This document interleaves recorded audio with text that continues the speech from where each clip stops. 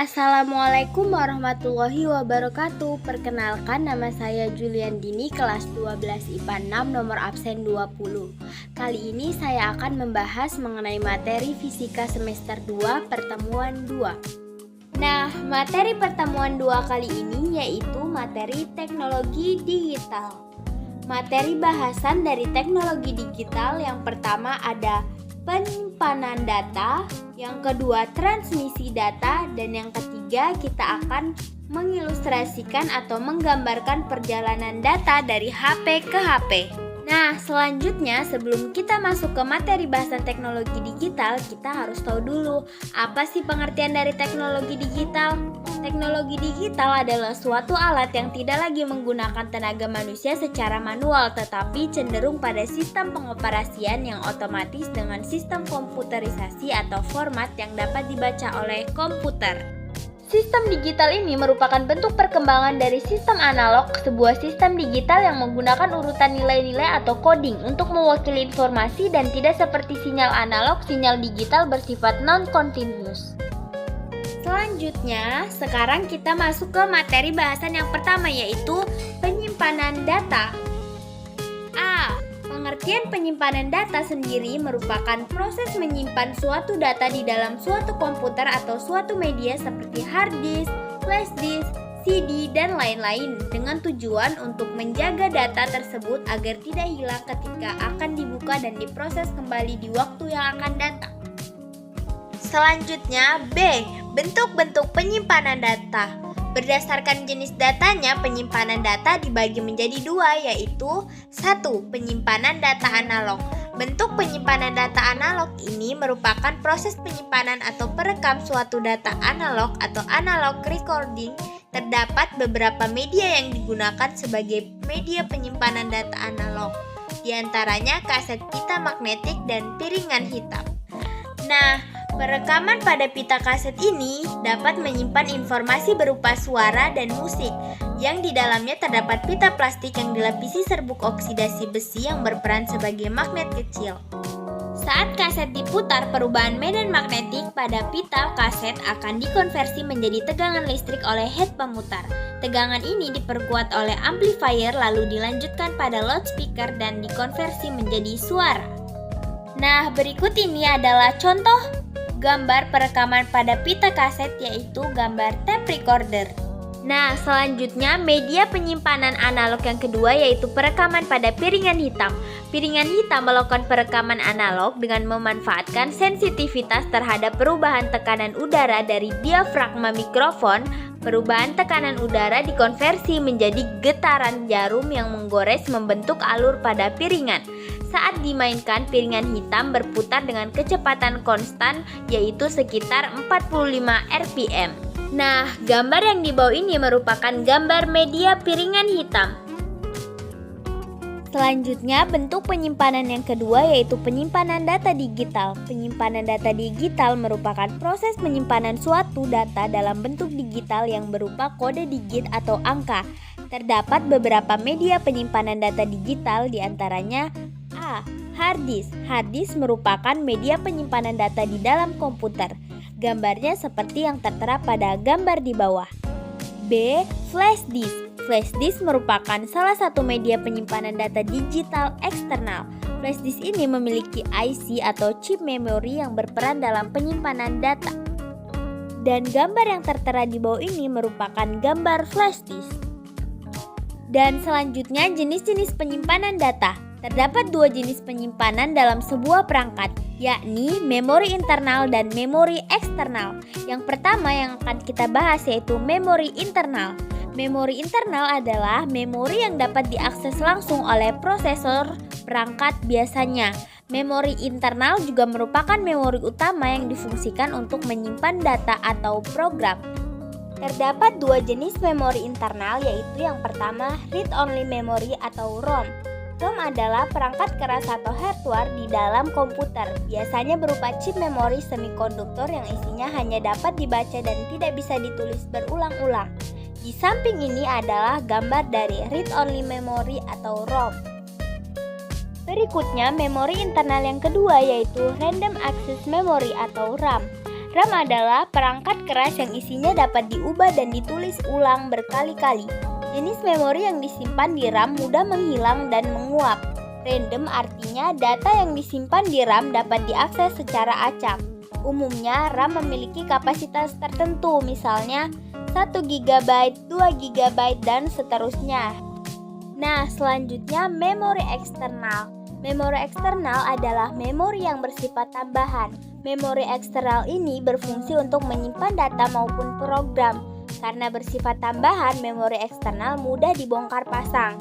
Beberapa contoh memori eksternal yaitu hard disk, flash disk, zip drive seperti gambar yang tertera di bawah, floppy disk seperti gambar yang tertera di bawah, compact disk seperti gambar yang tertera di bawah, digital versatile disk, cloud storage, dan masih banyak lagi.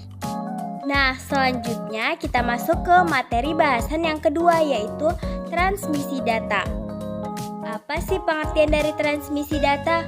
Transmisi data adalah sebuah proses pengiriman atau penyebaran data dari pengirim atau transmitter ke penerima atau receiver. Transmisi data terjadi di antara transmitter dan juga receiver melalui beberapa media transmisi. Selanjutnya kita akan membahas mengenai bentuk-bentuk transmisi data. Yang pertama ada sinyal analog. Sinyal analog adalah sinyal data dalam bentuk gelombang yang muncul secara kontinu. Sinyal analog mengubah informasi dalam bentuk karakteristik gelombang sinusoidal. Dua karakteristik terpenting dalam sinyal analog adalah adanya amplitude, fase, dan juga frekuensi. Dan kita juga bisa melihat gambar di bawah ini yaitu gelombang dari sinyal analog. Berikutnya bentuk transmisi data yang kedua yaitu sinyal digital. Sinyal digital merupakan sinyal untuk menampilkan data digital yang memiliki deretan nilai yang berbeda dan memiliki cara sendiri. Misalnya, teks bilangan bulat dan karakter-karakter lain data dalam bentuk yang dipahami manusia tidak dapat langsung ditransmisikan dengan mudah dalam sistem komunikasi data tersebut. Harus ditransmisikan dalam bentuk bilangan biner terlebih dahulu atau bilangan 0 dan 1. Jadi data ini ditransmisikan dalam bentuk deretan binary digit atau yang biasa disebut dengan bit. Nah, di bawah ini kita bisa melihat gelombang dari sinyal digital. Selanjutnya dari transmisi data kita akan membahas yang pertama ada media transmisi data. Media transmisi data ini merupakan media yang digunakan untuk mengirimkan data sehingga dapat menghubungkan pengirim dengan penerima data tersebut. Nah, media transmisi datanya yaitu kabel atau contohnya kabel pilin, koaksial, dan juga serat optik. Dan yang kedua, nirkabel atau wireless, contohnya Wi-Fi. Selanjutnya dari transmisi data kita akan membahas arah transmisi data. Arah transmisi data merupakan proses yang menjelaskan bagaimana arah kontak transmisi data yang terjadi antara pengirim dan penerima data.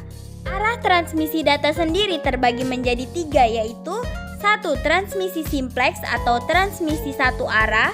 Yang kedua transmisi half duplex atau transmisi bergantian. Dan yang ketiga transmisi full duplex atau transmisi dua arah. Nah, yang ketiga kita akan membahas mengenai mode transmisi data.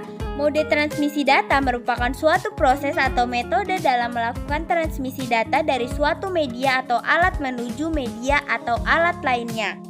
Mode ini terbagi menjadi 2. Yang pertama, parallel transmission atau menggunakan beberapa jalur. Yang kedua, serial transmission yang hanya ada satu jalur. Nah, selanjutnya kita masuk ke materi bahasan yang terakhir atau yang ketiga, yaitu ilustrasi perjalanan data dari HP ke HP. Nah, kita sudah mengetahui bahwa data di HP itu sangatlah banyak. Contohnya seperti pesan atau panggilan suara atau panggilan seluler. Nah, di bawah ini kita akan mengilustrasikan perjalanan data dari HP ke HP dalam panggilan seluler atau panggilan suara. Nah, ketika kita berbicara di telepon, suara kita akan diambil oleh mikrofon ponsel kita untuk mengubah suara kita menjadi sinyal digital dengan bantuan sensor microelectromechanical system atau MEMS dan IC. sinyal digital suara kita dalam 0S dan 1S. Antena di dalam telepon ini menerima sinyal 0S dan 1S ini, kemudian mentransmisikannya dalam bentuk gelombang elektromagnetik. Gelombang elektromagnetik mentransmisikan 0S dan 1S dengan mengubah karakteristik gelombang seperti amplitudo, frekuensi, fase, atau kombinasi keduanya. Dan jika kita dapat menemukan cara untuk mengirimkan gelombang elektromagnetik ini, maka kita akan bisa melakukan panggilan. Namun, gelombang elektromagnetik ini tidak dapat melakukan perjalanan jarak jauh.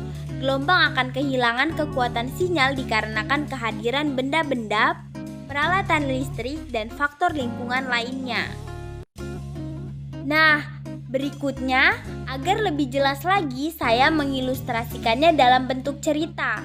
Misalnya, ketika Riana ingin menelpon Doni yang berada di luar negeri dengan HP miliknya, pada saat Riana menelpon atau memanggil nomor telepon Doni, maka permintaan panggilan tiba di home MSI Riana dan permintaan akan diteruskan ke home MSI Doni. Kemudian MSI Doni akan memeriksa MSI Doni saat dia sedang menelpon. Jika Doni berada di home MSI-nya, maka permintaan panggilan akan segera dikirim ke lokasi selnya saat ini dan memeriksa apakah Doni sedang melakukan panggilan lain atau ponselnya sedang dimatikan.